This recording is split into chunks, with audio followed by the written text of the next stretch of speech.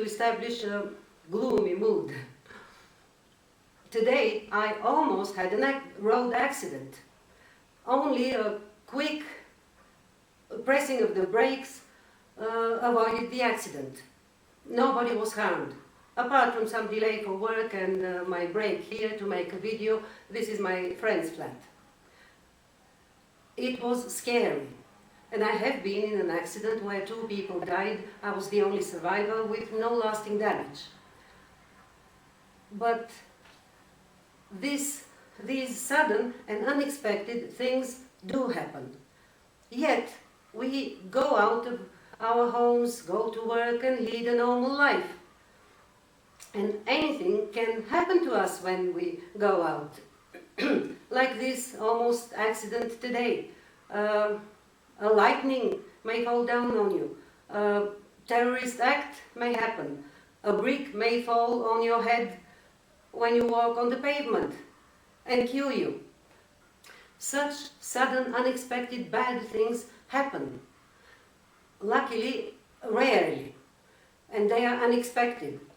For example, the people who went to work to the World Trade Center on the 11th of September, for them it was a normal day. This was entirely unexpected and very catastrophic. Yet, although we know about such things having happened, we don't stay at home all day long and not go out and lead a normal life. No, we go to work, for walks, to go swimming, to go jogging, and so on. In the same way, although we know that such bad things happen, and some even worse things like getting cancer or losing a limb and things like that do happen, still we have children. And that made me think about antinatalism. What is antinatalism, by the way? Is it a philosophy? Is it science? Is it a political ideology? I am talking about the hard, strict antinatalists, people who wish that life would stop entirely because then there would be no suffering. I have heard Emendem often say, you should deal with my arguments. You don't deal with my arguments. And I'm thinking, what arguments? For what? What I have discovered at the basis of antinatalism is the following. Life should stop existing. When asked why, antinatalists give arguments. They say, first argument, life is meaningless to the universe. It will not be missed if it disappears. The immediate counter-argument is that is not correct. Life cannot have a meaning for the universe because the universe is not a living being with consciousness, with a concept of meaning. So what you are saying nothing. Life, though, has great meaning for the living people themselves. So, apart from life not having any meaning for the universe, life has great meaning for people themselves. So this argument does not hold. The second argument I can find is there is suffering in life. So, the counter-argument has 2 parts. One is the human species is a result of long evolution. But when the human species appeared, the meme evolution is in place now, is going on all the time, because we are not the same as the first human beings. They did have the same complex brain, but we are very different from them. Why? Because all this time, since that time, 150,000 years ago, evolution of memes in our minds, in our society, has been going on. And that is why we have science, knowledge, and so on. And on the basis of this knowledge, we have achieved progress. We have learned how to prevent diseases by vaccination.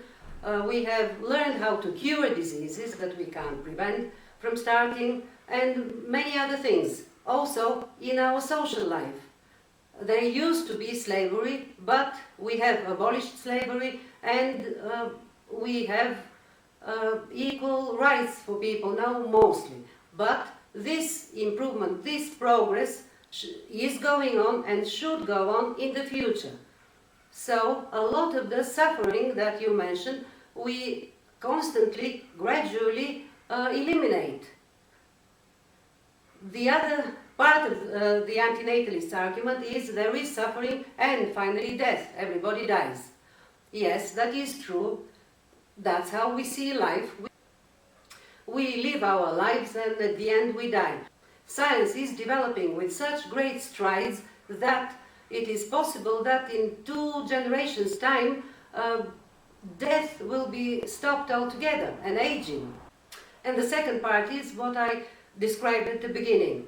Yes, we know that sudden unexpected things do happen, but they are rare and you can't predict them. So we can't stop living because something may happen to us.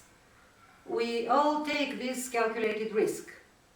And the third argument I hear is you are imposing life on nobody. No, I'm not imposing life on nobody. Nobody does not exist. This sentence is meaningless. You can say, though, for the people that are already born, that exist, that life is imposed on them. But here it will depend on how those people view their life and how many of them would say, you have imposed life on me. The rest of the people would not even use this word. What is imposing, by the way? What is the dictionary definition of impose? One is to establish or apply as compulsory. To impose a tax, for example.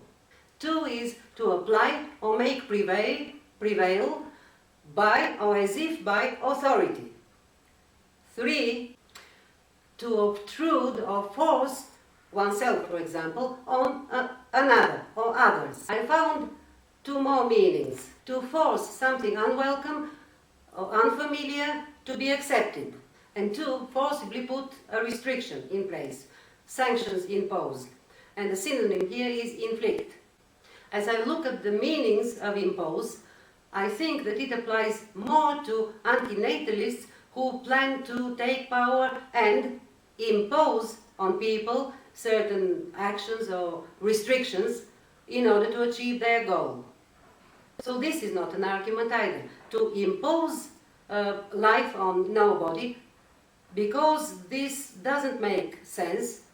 Actually, it is an analogy with cases that you have in real life of imposition, to impose, with giving birth to somebody.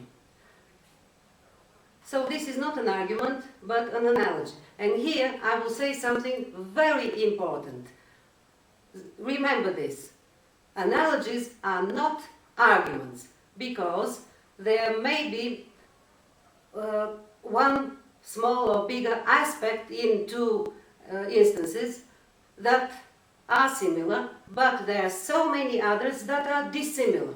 So you may make an analogy in order to explain something or to stress on something, but this is not an argument.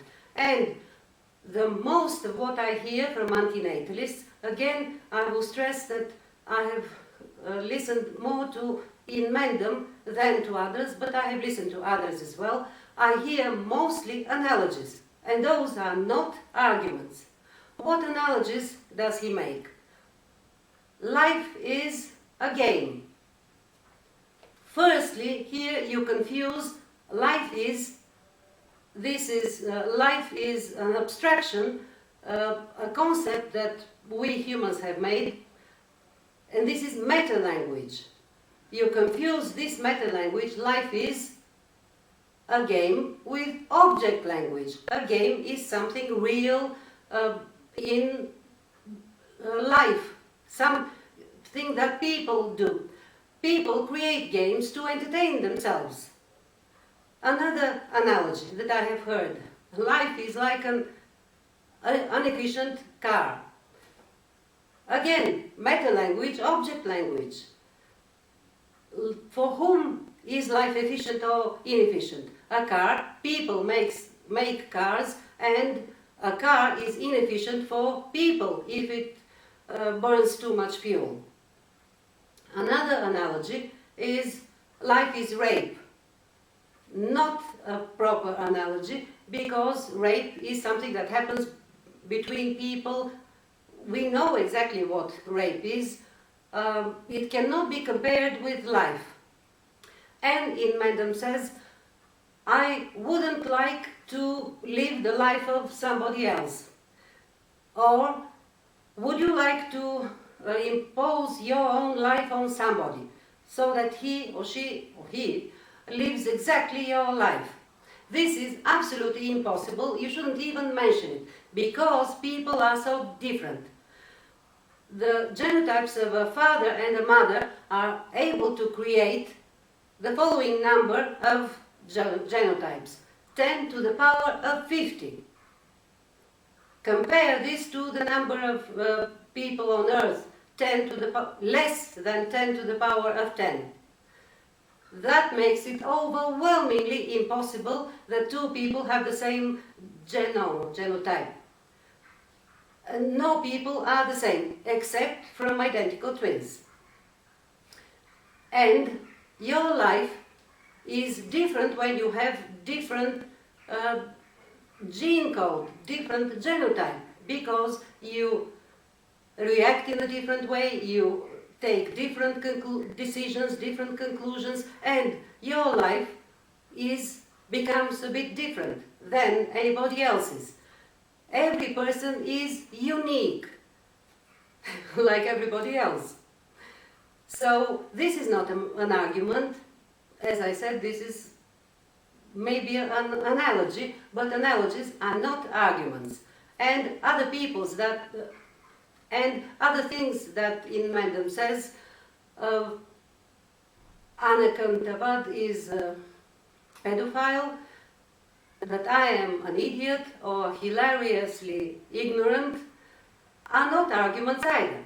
This is a classic example of ad hominem attacks, not arguments. I should finish with apologies. I should give two apologies, which are almost the same. In a comment to Anekantavad's video, Antinatalism and Depression, Sharia, I wrote, Benatarians talk about forcibly sterilizing the dregs of society or paying them to do that. Firstly, I shouldn't have used Benatarians, because I don't know why. It is very difficult to find the proper name for antinatalists that we are talking about. I personally will call them strict antinatalists or hard-lined antinatalists. So those are the people that I was talking about until now. And my second apology is about this part of my comment. Antinatalists are talking about forcibly sterilizing the dregs of society. If an apology is necessary for my subconscious conclusion of the various things that I have heard antinatalists, especially in Mendham, mention. One is there are only 15% of people on Earth who give birth to exceptionally great number of children. They are poor, uneducated, stupid, despicable, and so on. And they give birth to the most number of children. This is one thing. Another thing that I have heard him say, I hate people, I hate the poor, they are stupid, and they are like criminals because they give birth to people. Another thing that I have heard him say, we antinatalists should strive to get political power.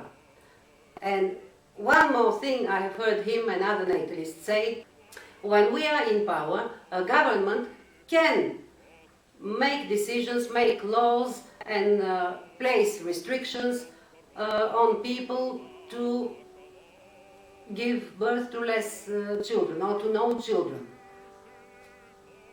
So,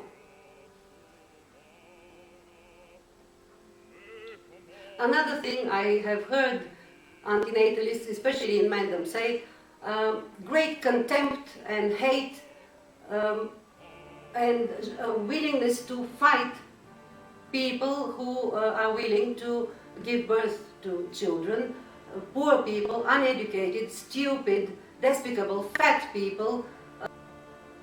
They deserve everything bad to happen to them. And especially with the goal of stopping people procreating, and those are the people who mostly procreate, what other conclusion could one draw? Unless I have even heard this said about the sterilization. I have definitely heard in Mendham talk about, when he's in power, establishing some system of restricting people to only one or 1.5 or 2 children, and then selling coupons or something like that. So, my apologies. Bye.